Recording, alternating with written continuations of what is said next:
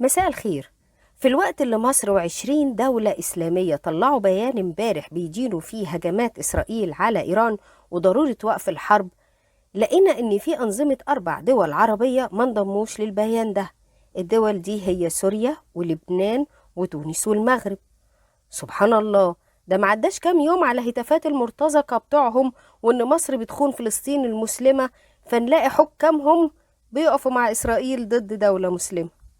وبصراحة هم ما قصروش، يعني احنا لسه ما فضناش من قافلة شمال أفريقيا، لقينا قافلة تانية طالعة من لبنان وراحة على سوريا عشان يجوا على مصر. تعالوا الأول نعرف هو ايه اللي حصل للتوانسة، وبعدين نشوف بتوع لبنان وسوريا. امبارح أعلن وائل نوار منظم قافلة التوانسة إنهم مش هيكملوا الطريق لمصر، بس في نفس الوقت مش هيرجعوا تونس غير لما السلطات الليبية تفرج عن بعض الإرهابيين اللي كانوا معاهم في القافلة. طب انك مش هتكمل لمصر ومفهومة، لكن انت هتقعد في ليبيا تعمل ايه اذا كنت انت اساسا طلعت تشحت من الليبيين اكل وشرب وخيم للناس بتوعك عشان تعرفوا تناضلوا؟ والغريب في الموضوع انك في الوقت اللي انت بتشحت فيه على الناس دي لقيناهم جايبين معاهم طبلة، والستات قاعدة تطبل والرجالة بترقص. طب هو انتم طالعين رحلة، يعني مخيم في الصحراء كام يوم تروقوا على نفسكم، ولا طالعين تناضلوا عشان قضية؟ طيب هل الغزاوية استفادوا منكم بحاجة، ولا كنتوا فاكرينهم مستنيينكم عشان ترقصوا وتطبلوا لهم؟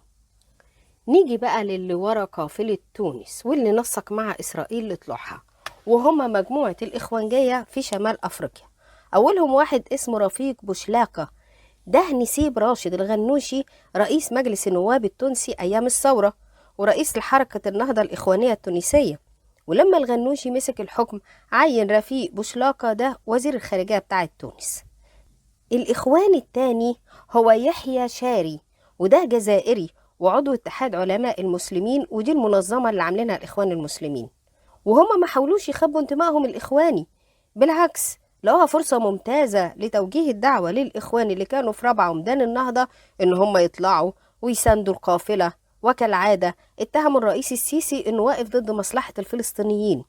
نيجي بقى لنقطة مهمة عايزين نشرحها، إن الدول اللي مطلعة القوافل دي سواء من الشرق أو الغرب بينهم وبين بعض خلافات أدت لقطع العلاقات الدبلوماسية أحيانا، اللي هم الدول الجيران يعني.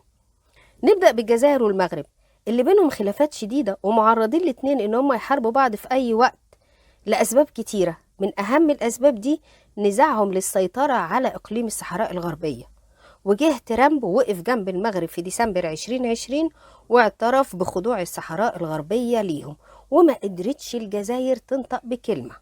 والسنة اللي بعدها 2021 البلدين قطعوا العلاقات الدبلوماسية ما بينهم لما الجزائر اتهمت المغرب بتمويل جماعات إرهابية أشعلوا الحرايق في غابتها.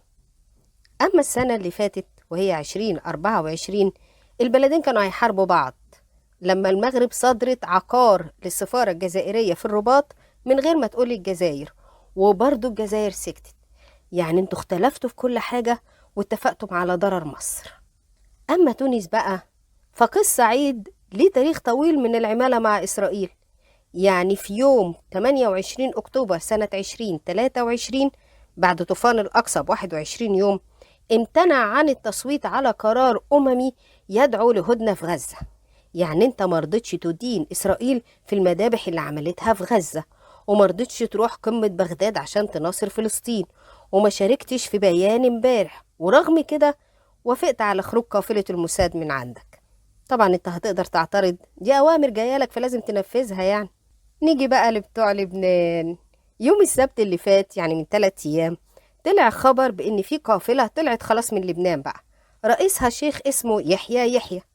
القافلة دي بتضم لبنانيين على لاجئين فلسطينيين، وطريقها عبارة عن إنهم هيطلعوا من لبنان وهيوصلوا لسوريا يتجمعوا هناك في المسجد الأموي، وينضم ليهم شوية إرهابيين قيود كده، وبعدين يطلعوا على الأردن، ومن الأردن ياخدوا العبارات وييجوا مصر عشان يقفوا يشتموا إسرائيل على الحدود المصرية. طب يا لبنانيين هتخشوا سوريا ازاي، وأساسا سوريا ولبنان في اشتباكات حدودية ما بينهم من يناير اللي فات، والبلدين واقعين في بعض عشان تهريب الطعام والأدوية من لبنان لسوريا وهروب سوريين للبنان. ولا الموساد هيؤمر البلدين يفتحوا الحدود ويخلوكم تعدوا وتجهزوا نفسكم بقى وتطلعوا على الأردن؟ أنا بس عايزة أقول لكم حاجة من المستقبل، يعني إن الأردن مش هتدخلكم من أساسه، وممكن جدا تضرب عليكم نار، لأن الملك عبد الله عارف إنكم رايحين تستولوا على بلده الأول وبعدين تكملوا على سينا. وبعدين أنا مش عارفة أنتوا ليه تعبين نفسكم وتيجوا من الطريق البعيد ده؟ ما إسرائيل محتلة الجنوب اللبناني ومحتلة الجنوب السوري، ما تقفوا كده عند المناطق المحتلة في بلادكم واهتفوا لصالح فلسطين. طبعا انتوا مش هتقدروا تعملوا كده، أولا خايفين من القذائف اللي هتنزل على دماغكم، ثانيا لأن إسرائيل هي اللي مطلعاكم وصارفة عليكم عشان تعملوا الدوشة دي وتحاولوا تيجوا مصر، لأن الهدف هو مصر. من الآخر احنا دلوقتي بندفع تمن كلمتنا ووقفتنا التاريخية لعدم تصفية القضية الفلسطينية ووقوف رئيسنا قدام بلطجي العالم ترامب، وإنه ما سمحش للسفن الأمريكية إنها تعدي من قناة السويس مجانا. عشان كده كنا متوقعين أي حاجة من أمريكا وإسرائيل علشان يزعجونا بس، فطلعوكم انتم يا شوية مرتزقة تحاولوا تقرفونا شوية. بس عايزة أقول لكم إن إحنا من 10,000 سنة وإحنا دولة لنا نظام حكم ولينا جيش وسط شوية همج، فواخدين على مواجهة التحديات، بقت من ضمن جيناتنا، وهنفضل كده لآخر الزمن